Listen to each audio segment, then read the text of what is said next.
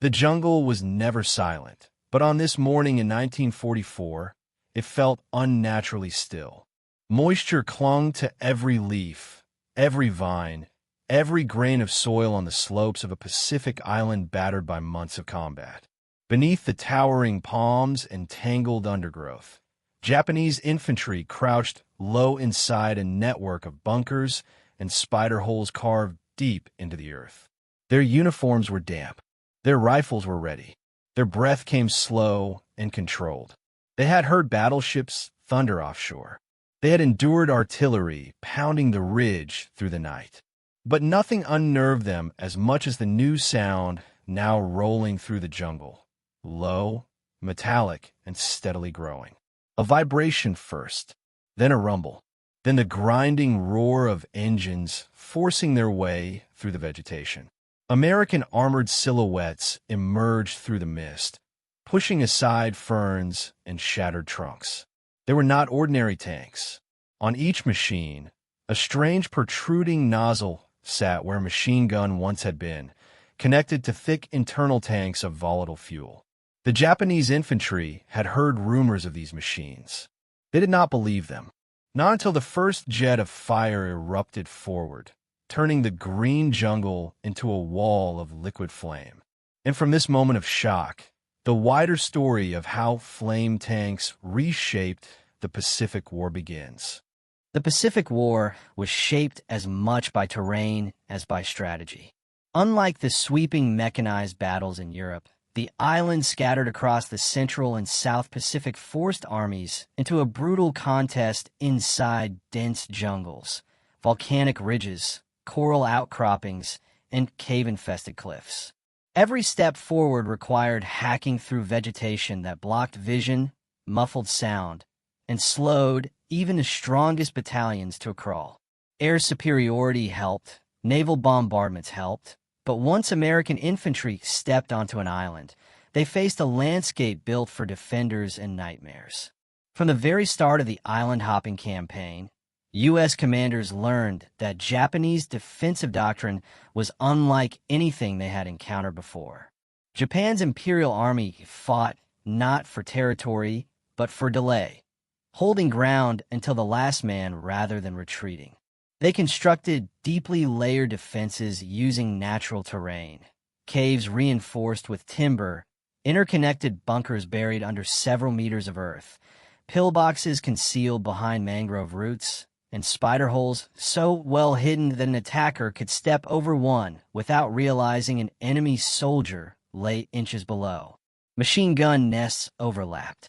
Mortar pits sat behind them. Sniper positions were carved into tree trunks or high crevices. And inside these fortifications waited soldiers trained to fight to the death, often preferring to die rather than yield an inch of ground. The U.S. Army and Marines found that even when artillery destroyed the exterior of a bunker, Japanese troops could emerge minutes later from a tunnel mouth on the flank, firing with full force as if nothing had happened. By late 1942 and into 1943, on islands like Guadalcanal, Buna, and Cape Gloucester, American forces realized something sobering. No matter how much firepower they brought, Japanese positions could not be cleared reliably with infantry alone. Grenades and small arms lacked the reach to penetrate deep fortifications. Engineers carrying backpack flamethrowers faced extraordinary risk. They had to crawl dangerously close to cave mouths or bunker apertures, often under machine gun fire, and their fuel tanks made them targets for every Japanese defender. Reports repeatedly described the same grim pattern. Infantry squads would advance toward a bunker. The Japanese would hold fire until the Americans were within 30 meters, then unleash sudden, concentrated bursts from interlocking positions. Even if U.S. troops eliminated the primary bunker, secondary tunnels allowed defenders to reoccupy the position or launch close-range counterattacks through hidden exits. The result was high casualties and slow, grinding progress. Commanders needed a solution that could reach into the earth itself, through rocks, soil, and layers of timber, and force defenders out of positions that no rifle or explosive could effectively penetrate. What they required was a weapon that projected fear and heat through angles, into chambers, around corners, and deep into tunnels. Flamethrowers provided that potential, but the man-portable versions had serious limitations. Their range was short, often no more than 20 to 25 yards, and the operator remained exposed. In the Pacific, Japanese snipers understood their importance and targeted them immediately. Many field reports noted the same tragic phrase. The flamethrower man was hit before he could close the distance. Army engineers, Marine assault teams, and Navy Seabees began to think in a different direction. If a flamethrower could break a bunker, but the operator couldn't reach the bunker safely, then the weapon needed armor. Something that could move with infantry, survive rifle and machine gun fire, and get close enough to unleash flame without risking a human operator. Tanks, however, had their own challenges in the jungle. Early Stuart and Sherman models were designed for open terrain, not tangled vines and swampy soil. Mobility was limited, visibility restricted, and enemy infantry could often approach unseen. But tanks had strengths that none of the infantry weapons possessed. They could absorb hits, push through obstacles, and carry heavy loads of fuel and pressure equipment. And so, by 1943, field workshops on several islands began experimenting with attaching flamethrowers to tanks. Initially crude improvisations, replacing whole machine guns with modified flame units salvaged from damaged infantry equipment. Though primitive, these early attempts showed extraordinary promise. They could fire farther, stay protected, and suppress positions that had previously taken hours to neutralize. Marine commanders began sending urgent requests for dedicated flame tanks. The Army echoed them. Navy engineers joined the effort, and the Seabees, famous for their ingenuity, started developing more reliable and powerful systems. Slowly, the idea evolved from improvisation into formal design. By the time American forces prepared for major operations in late 1943 and early 1944, the U.S. military was ready to introduce a new class of armored vehicle built for one brutal purpose: clearing entrenched defenders from the unforgiving jungles of the Pacific. And as these machines moved from concept to battlefield reality, the nature of jungle warfare began to shift, setting the stage for the development of the first true flame tanks. The transformation from improvised battlefield experiments to dedicated flamethrower tanks did not happen in a single moment. It emerged through a chain of urgent needs, field innovation, naval engineering, and hard lessons learned during early Pacific fighting. By late 1943, the U.S. military understood that clearing Japanese defensive systems required a weapon capable not only of physical destruction, but psychological dominance. That weapon, increasingly, was fire delivered from armored vehicles. The first major step toward a true flame tank came from the black sands and dense vegetation of New Georgia and Bougainville, where improvised conversions proved that tanks could carry flame weapons safely. The Seabees, naval construction battalions, became central figures in the process. Known for their ability to build or repair anything under fire, they began modifying M3A1 Stuart light tanks by replacing the bow machine gun with a field-adapted flamethrower system. These conversions, though crude, offered vital advantages.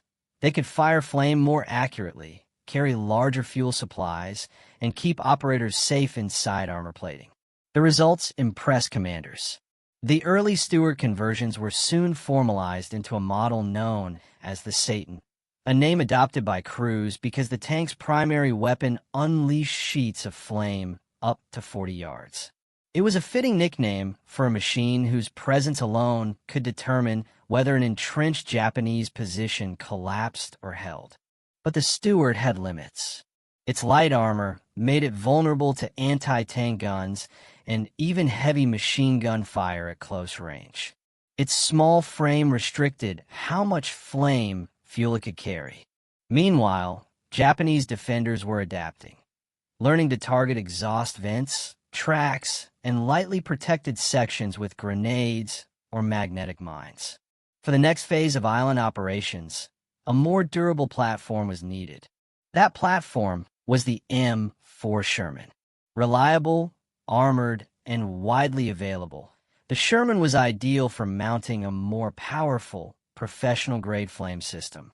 The Navy's CB, H-1, and Army Navy M1A1 flamethrower units became the core technologies.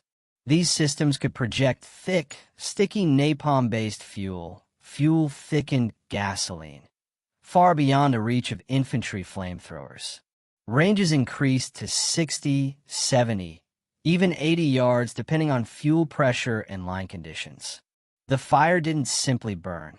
It clung to surfaces, filled chambers, and consumed oxygen inside bunkers. 4 Japanese troops defending deep cave complexes, this was devastating. The flame didn't need to reach them directly. Heat alone could force defenders out, and the oxygen displacement made many positions untenable within seconds. As production improved, the Shermans were outfitted with internally mounted flame systems, earning nicknames such as Zippo, a reference to the famous lighter. Unlike earlier conversions, the Zippo flamethrowers were integrated into the tank's turret or hull using professional-grade nozzles, allowing crews to aim fire with greater precision. Moreover, the flame tanks often carried both their standard 75mm gun and the flamethrower, giving them flexibility in combat. By mid-1944, flame tanks were arriving in the Central Pacific in significant numbers. They played key roles in the battles for Saipan and Tinian, where Japanese defenders first experienced the full psychological impact of armored flamethrowers. Reports from surviving Japanese infantry and officers described the weapon in terms rarely used in military documents: fearful, shaken, and deeply affected by witnessing flame erupt from armored vehicles. Japanese defensive manuals began warning troops about the new threat. Instructions advised attempting to isolate tanks, destroy their tracks, or ambush them at extremely close range. But the dense jungle that had once protected Japanese forces could not protect them from fire projected under pressure. Flame tanks could spew burning fuel through cave mouths, down ventilation shafts, and into trenches that once allowed defenders to move unseen. The Navy and Marine Corps placed increasing emphasis on combined operations, infantry advancing behind flame tanks to exploit openings, engineers standing by to demolish structures softened by fire, forward observers coordinating tank movements through narrow jungle lanes. Each operation demonstrated the same pattern. Once the flame tanks reached firing distance, resistance collapsed faster than in previous campaigns. The development culminated in new dedicated units, specially trained to operate these machines under grueling conditions. These crews understood that their tanks were as dangerous to them as to the enemy. High heat, heavy fuel, and confined spaces required disciplined procedures and constant maintenance. Still, they accepted the risks because their machines saved countless infantry lives and broke defensive positions that had previously stalled entire battalions. By the time American forces prepared for the major operations of 1944 and 1945, including Saipan, Tinian, Iwo Jima, and Okinawa, flame tanks were no longer experimental. They were essential, and as they rolled toward the most fortified Japanese positions of the war, the stage was set for one of the most feared encounters Japanese infantry would ever face. The next step in understanding these events comes from exploring the layered human, tactical, and technological angles that define this brutal clash between fire, steel, and jungle terrain. For Japanese infantry, fear was not something openly acknowledged. Imperial Army doctrine emphasized endurance, obedience, and absolute resistance against superior firepower. Soldiers were trained to confront artillery, naval bombardment, and even tanks with a sense of fatalistic calm. Yet even within this hardened mindset, flamethrower tanks occupied a category of their own. Early Japanese encounters with American flamethrower teams had already shown the weapon's lethality. But those flamethrowers were carried by exposed operators, men who could be shot or disabled before they reached effective range. Japanese soldiers learned to identify the fuel tanks strapped to a Marine's back and eliminate the operator quickly. It became part of defensive instinct. But the arrival of flame tanks disrupted that logic entirely.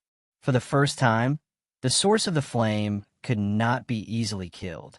The fuel tanks were buried deep within steel armor. The nozzle was protected by plating, and the tank itself moved relentlessly through terrain that had previously absorbed attackers.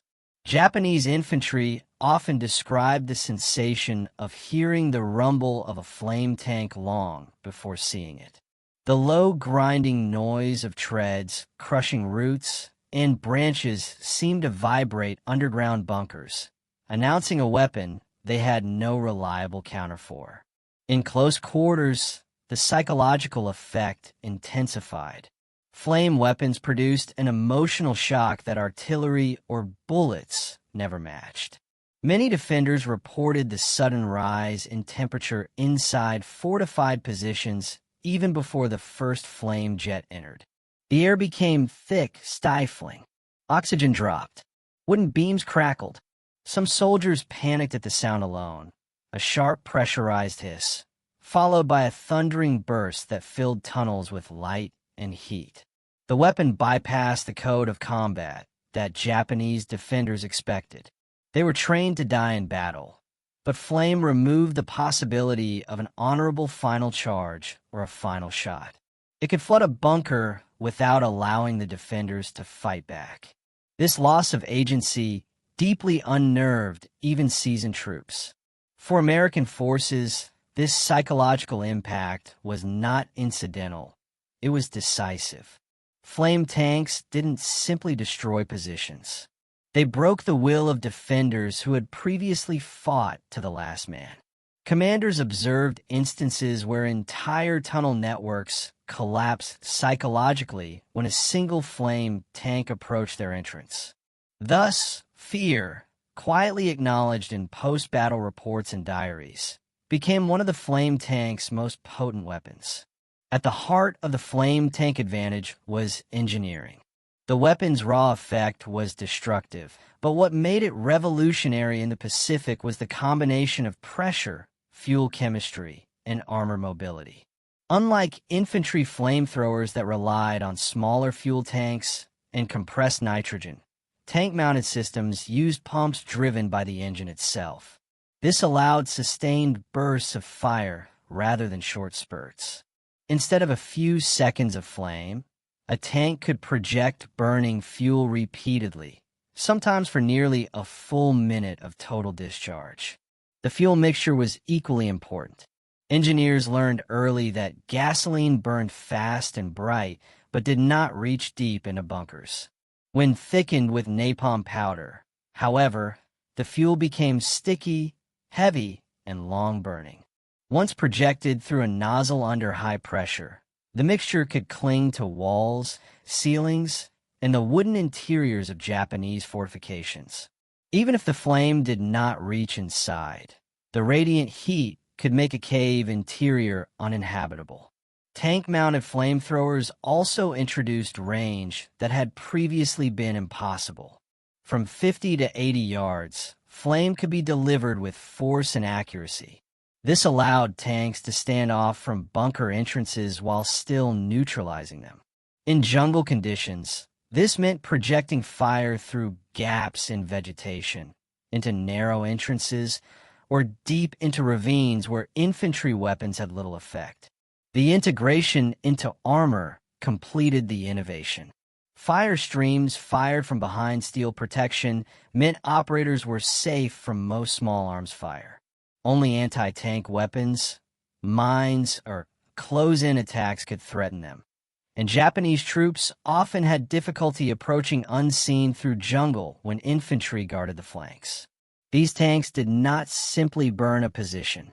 They changed the physics inside the enemy's fortifications. Internal temperatures skyrocketed. Oxygen dissipated. Smoke choked defenders. Ammunition stores sometimes ignited. Technology, in this case, amplified impact far beyond the weapon's size. Flame tanks turned what might have been hour-long assaults into minutes-long engagements, collapsing defensive lines that once halted entire battalions. The Pacific jungle created equal challenges for both sides, but when flame tanks entered the battlefield, the environment shifted decisively in American favor. Jungle terrain reduced visibility, blocked fields of fire, and absorbed bullets, making traditional tank guns and machine guns far less effective. A dense wall of vegetation could stop a machine gun burst or hide a bunker entrance entirely. Flame, however, ignored these obstacles. When directed into foliage, the burning fuel enveloped vines, trees, and underbrush instantly. Hidden spider holes became visible as their camouflage tops shriveled under heat. The thick smoke rising through the canopy betrayed tunnel entrances. Caves concealed by ferns and shadows were suddenly outlined by reflected firelight. The jungle had once favored Japanese defenders, allowing them to construct complex ambush points.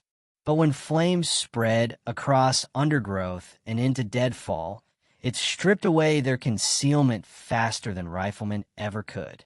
This gave American infantry a sense of control that had previously been elusive. Moreover, the terrain's natural channels, gullies, trenches, ravines, serve as conduits for flame, carrying heat deeper into defensive systems. Instead of trying to attack a bunker head-on through narrow jungle lanes, flame tanks could simply spray flame into the surrounding terrain and let heat do the rest. In a war defined by terrain, the jungle itself became a weapon when flame tanks appeared. And with these psychological, technological, and environmental factors established, the next step is to explore the remaining angles that reveal how both sides experienced this brutal evolution of warfare. While Japanese infantry feared the arrival of flame tanks, the American crews inside them endured their own form of hardship. Operating a flamethrower tank in the Pacific was not a simple or comfortable task. It was claustrophobic, dangerous, and physically exhausting. Inside the steel hull, temperatures routinely climbed far beyond what infantry experienced outside. The combination of tropical heat, engine warmth, and fuel tanks carrying thickened gasoline created an environment bordering on unbearable. Fractured ventilation systems meant air inside the tank often tasted of metal, fuel, and smoke seeping in through turret seals.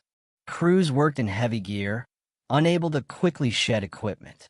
Visibility through narrow vision slits was limited, especially in dense undergrowth where branches scraped and obscured every angle.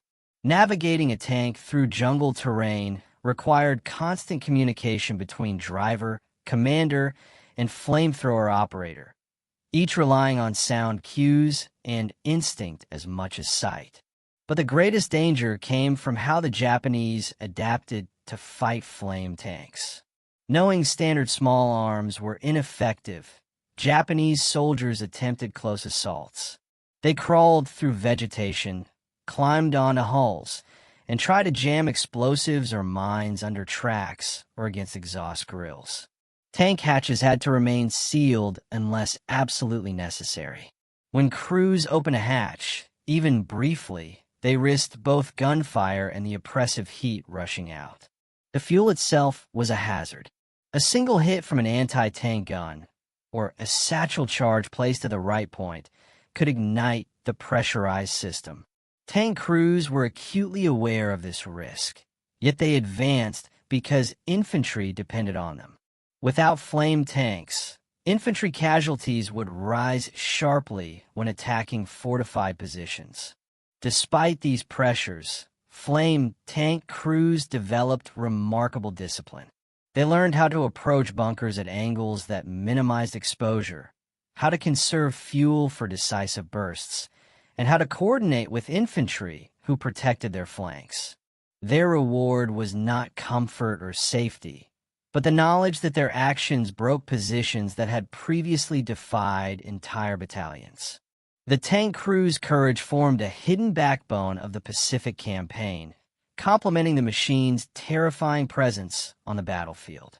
Japanese defensive architecture in the Pacific was formidable. It combined natural features, limestone caves, volcanic ridges, mangrove forests, with intricate engineering. Many bunkers were constructed from logs several feet thick, packed with earth, and reinforced by coral blocks. Inside these structures, Japanese infantry stored food, ammunition, and water for prolonged resistance. However, these defensive strengths also represented vulnerabilities when flame tanks arrived.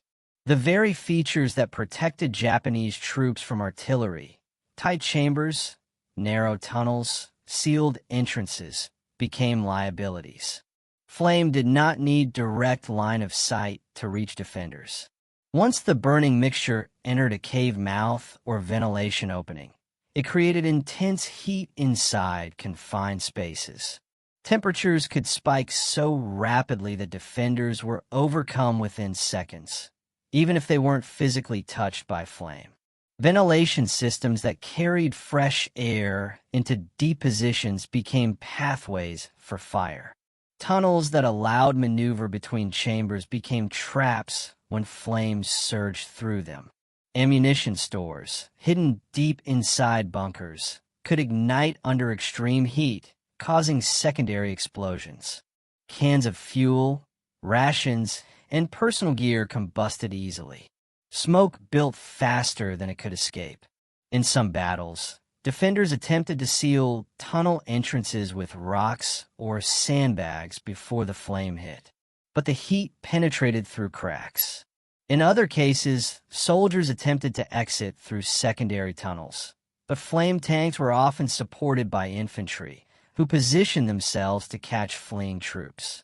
Even courage and discipline could not overcome physics. The defensive networks built to absorb shock now concentrated heat and suffocating smoke. The enemy's own ingenuity became a catalyst for collapse.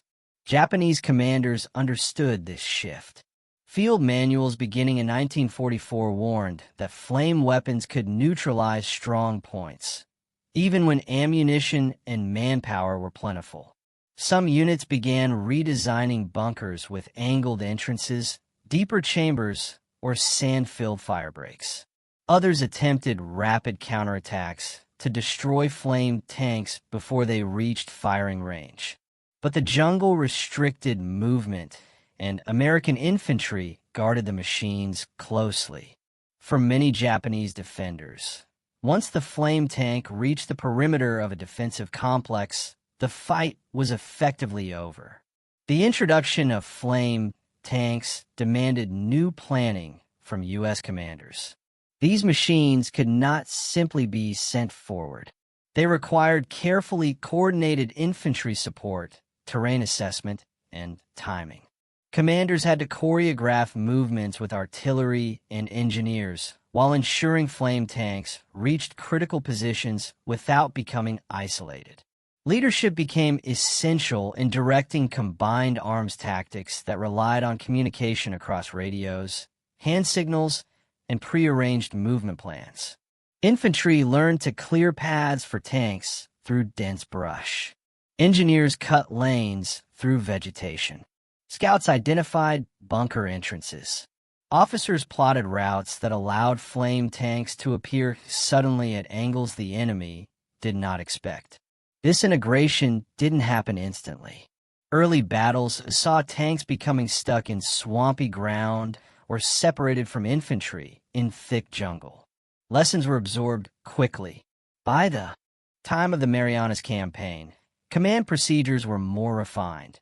Tanks advanced only when infantry could secure their flanks, and infantry waited until flame tanks reached position before attempting final assaults. Japanese leadership observed this shift with increasing concern. They recognized that American commanders were using flame tanks not as independent weapons, but as central tools in coordinated assaults. Reports from surviving officers confessed that once flame tanks approached their defenses, the chances of holding ground diminished drastically. This leadership adaptation laid the groundwork for decisive breakthroughs in the years ahead. Breakthroughs that would define the turning point of the Pacific War when flame tanks met the most fortified Japanese positions ever built. The winter sky hung low and colorless over the American internment compound, the air sharp enough to bite through wool coats. Snow crunched under boots as guards made their rounds, their breath rising in pale clouds. Inside the wooden barracks, the German female POWs were gathered in uneasy silence. Rumors had spread through the camp like sparks jumping across dry timber. An inspection was coming, and not just any inspection. The highest-ranking American officers in the region were arriving to evaluate morale, discipline, and conduct. To the POWs, this meant only one thing: judgment. Some of the women had spent the night editing their stories, rehearsing what they would say if questioned. Others sat in tight groups, whispering about home, the war's direction, and what the Americans might want. A few stared into the distance, absently rubbing frost from the small windows, women who had stopped hoping months earlier. Outside, the rumble of engines broke the morning quiet. A convoy rolled into view. Jeeps first, then a canvas-covered truck, and finally a staff car marked with a white star. The compound braced. Even the guards straightened their posture. When the car door opened, the wind lifted the American colonel's long coat like a banner. He stepped out with an expression that made the entire yard stiffen. The POWs were ordered to assemble. A line of German women marched out, some defiant, some fearful, some simply exhausted by the long captivity.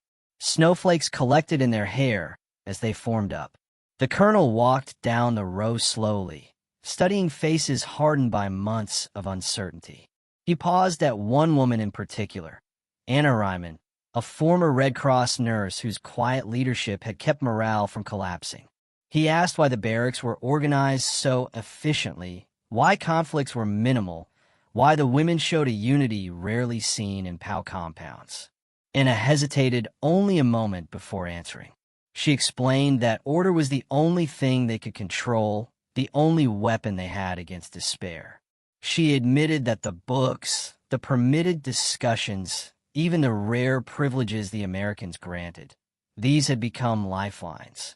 The officers exchanged glances. The colonel asked his next question bluntly.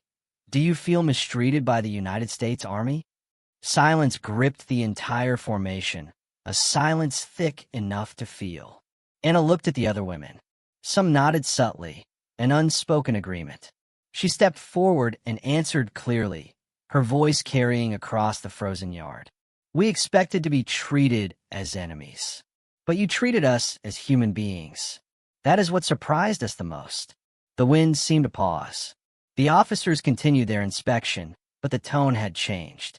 They were no longer searching for disorder.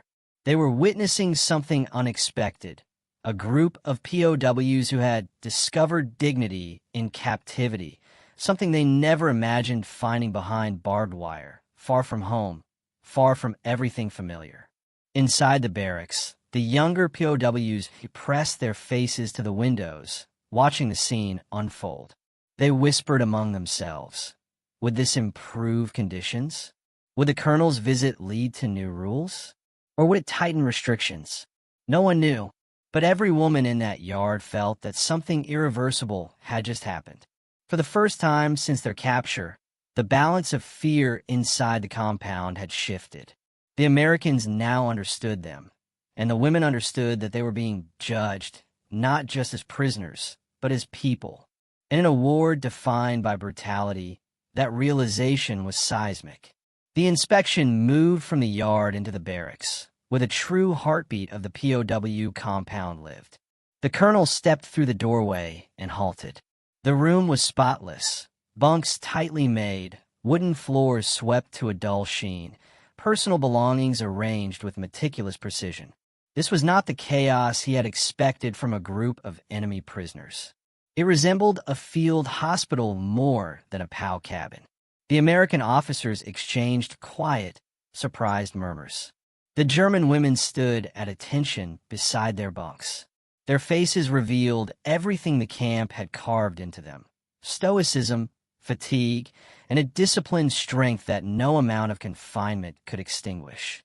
The colonel walked slowly between the rows, his gloved hand brushing across the edge of a neatly folded blanket. He asked who had organized the system.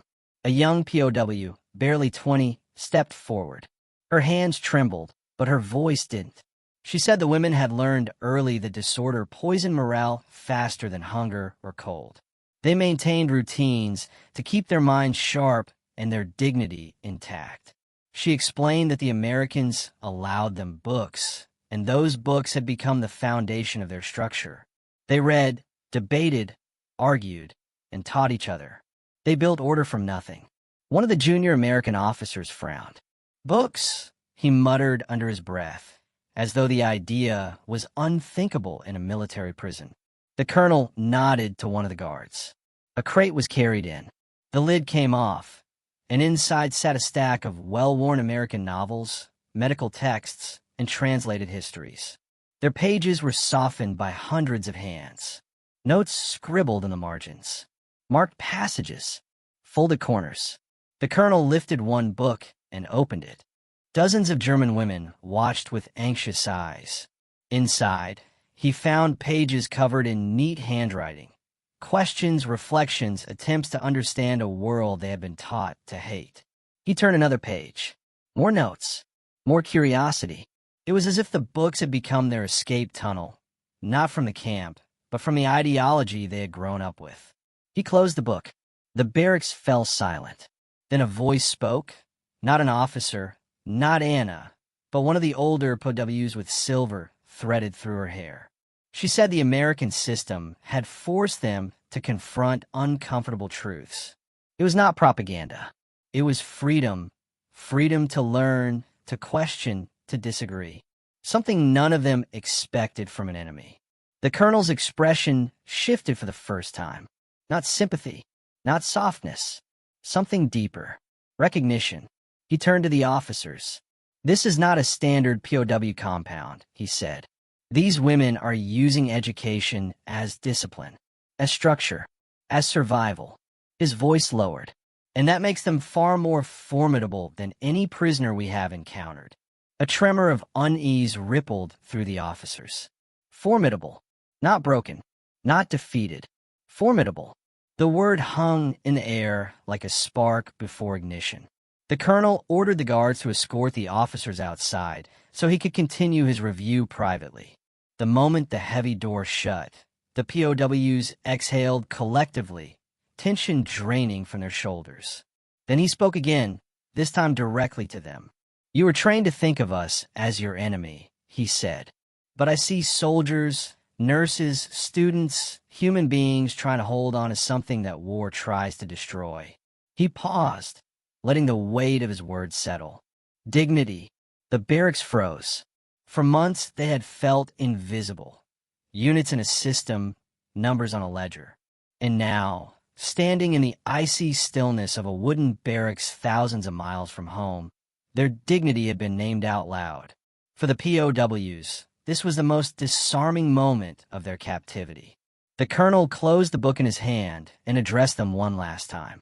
"Your discipline does not go unnoticed. The United States Army will report this, and your conduct will shape what happens next." The women didn't know whether to feel hope or fear, but they understood one thing clearly. The Americans had come to inspect a prison. Instead, they had discovered a community. And nothing about the war outside, the barbed wire, would ever feel the same again. The colonel's report moved quickly through the administrative channels of the U.S. Army. What he had witnessed inside the women's compound was not merely an inspection detail. It was an unexpected case study in how enemy prisoners adapted to captivity. Within weeks, military intelligence, psychological operations officers, and camp command staff reviewed his findings. Their conclusion was unanimous. The German women's resilience, discipline, and use of unrestricted reading material warranted closer attention. Yet life inside the camp continued with its familiar rhythm. The ration trucks arrived at dawn. The guards rotated through their shifts, and the prisoners followed routines that seemed almost military in their structure. But something intangible had changed after the inspection. A shift in atmosphere, a subtle recalibration of how both sides viewed each other. For the American guards, the women were no longer faceless enemy personnel. The inspection had revealed a group that fought to maintain identity despite their captivity. Their notes in the books, their neatly ordered barracks, their quiet discussions at night, it all painted a picture far more complex than wartime propaganda suggested. Guards who once walked their rounds with distant indifference now paused to observe a little longer, noticing details they had overlooked before. For the prisoners, the colonel's words echoed through the compound like a lingering vibration. Your conduct will shape what happens next. The women debated it in low voices during work assignments and whispered about it after lights out. They wondered whether it meant improved treatment, transfers, or simply a recognition that their discipline had been seen, measured, and respected. Even those who had buried their hope deep under layers of pragmatism now felt an ember stirring again. The camp administration responded first by expanding the educational materials available to the women. More books arrived, American histories, medical texts, scientific journals, and even a few volumes of philosophy. None were censored. None were restricted. This was not charity. The Americans understood that POWs who engaged with structured learning posed fewer disciplinary issues and maintained higher morale. It was efficiency, but efficiency that also carried unintended human consequences. Reading groups emerged. Women who once had nothing in common beside the uniform and a war now gathered to discuss passages by authors they had never known existed. Arguments unfolded, sometimes heated, sometimes emotional, but always carried with the same underlying truth. These books were reshaping their understanding of the world. The idea of the United States as a distant, unintelligible enemy began to dissolve. The impact of the colonel's report also reached higher command, where strategic planners reviewed POW behavior as part of broader post-war considerations. Germany's collapse was already evident by late 1944 and early 1945. The Allies knew that rebuilding a defeated nation would require more than reconstruction. It would require transformation, cultural, intellectual, and political. And inside camps like this one, far from the front lines, that transformation was already beginning in microcosm. No one inside the barbed wire spoke openly about politics. It was too dangerous, too raw, too close to a conflict that still burned across continents. But when the women read chapters describing democratic institutions, civil liberties, and constitutional frameworks, they reacted with a mixture of fascination and quiet disbelief. These were ideas they had never seen applied at home, concepts buried under years of totalitarian control. Some resisted internally, clinging to what they had been taught. Others felt a growing dissonance. Most simply absorbed the information cautiously, aware that the war was ending and that understanding the world beyond Germany would soon become a matter of survival. Meanwhile, news from the outside world arrived in fragments. Rumors of Germany's retreat circulated through the guards. Whispers of cities captured, supply lines collapsing, and divisions shattered drifted through the compound. The women listened in silence. Every update felt like another string snapping loose from the world they once knew. By the spring of 1945, one reality had become undeniable. The women who had entered the camp as soldiers, nurses, and auxiliaries of the Third Reich were no longer the same people. Captivity, routine, hardship, and, unexpectedly, access to unrestricted knowledge had reshaped them in ways no one on either side had anticipated. And this quiet transformation set the stage for a very different kind of aftermath, one that would unfold when the gates finally opened. The consequences of that day were only beginning to take shape. By mid-1945, the camp had settled into a new normal. The barbed wire still confined the women, the guards still patrolled, but the subtle hierarchy of fear had shifted. No longer were the POWs simply prisoners. They had become a measured presence within the compound, recognized by their diligence, discipline, and adaptability. Their conduct influenced how the camp was managed, and their ability to maintain order with minimal intervention became a model for other facilities. Military records from the period indicate that camps with educated, organized POWs required fewer guard interventions and reported lower incidents of insubordination. Commanders used this information to guide policies across the Pacific Theater, seeing education and structured activities not as concessions, but as pragmatic tools to maintain stability. In essence, the colonel's inspection had sparked a ripple effect. One compound's example shaped broader strategies in prisoner management. For the women themselves, the change was equally profound. Access to books, coupled with the experience of being treated as individuals rather than mere enemy numbers, began to reshape their perception of the world. They debated history, politics, and science late into the evenings, often sitting in circles by stoves or under small lamps. What started as survival-driven routines evolved into a form of intellectual resistance, a quiet assertion of self amidst the dehumanizing conditions of war.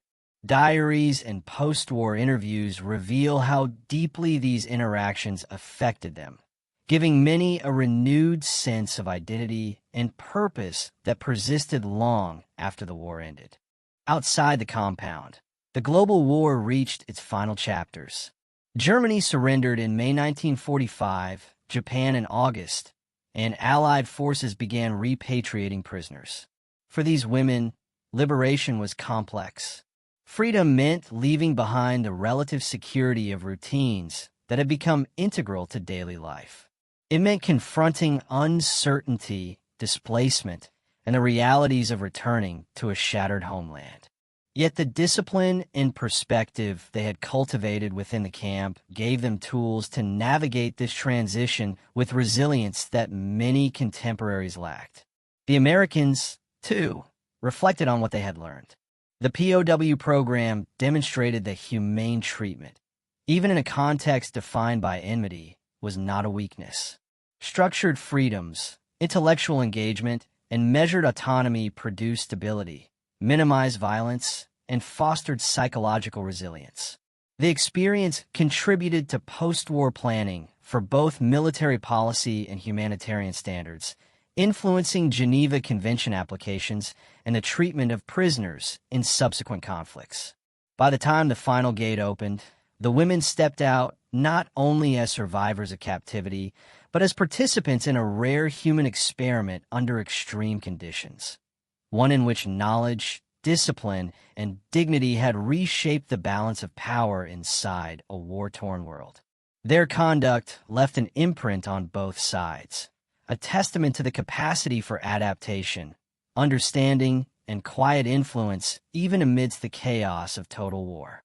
And with the gates closed behind them, the story of the camp, its unique dynamic, and the subtle victories of intellect and resilience gave way to reflection, an ending that speaks not of triumph in battle, but of endurance, humanity, and the enduring consequences of how we treat one another, even in times of conflict.